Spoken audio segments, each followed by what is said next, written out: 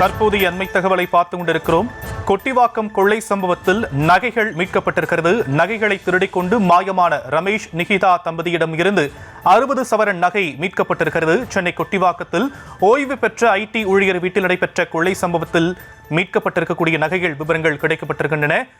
அது குறித்தான அண்மை தகவலை பார்த்து கொண்டிருக்கிறோம். விவரங்களை நம்முடைய செய்தியாளர் சுதர்ஷன் வழங்க நாம் கேட்கலாம்.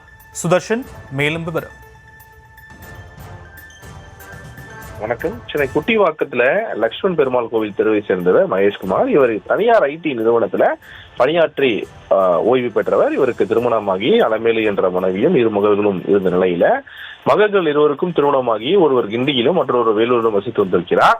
இதுல மகேஷ்குமார் அவருடைய மனைவியுடன் வீட்டில் தனியாக வசித்து வந்தார். இந்த நிலையில 22/3/2025 அன்று அவர்களுடைய மூத்த மகள் ஐஸ்வர்யா அவர்களுடைய தோழி மூலம்தான் இந்த நேபாள நாட்டத்தை சேர்ந்த இந்த ரமாஷ் என்பவர் வயது 25 என்பவர் மகேஷ் வீட்டில் காவலாளியாக வேலைக்கு சேர்த்துள்ளார். மேலும் அவருடைய மனைவி வினிதாவும் 3 வயது குழந்தையும் மகேஷ் வீட்டில் தங்கி இந்த வீட்டு வேலையை பார்த்து வந்திருக்கிறார்கள்.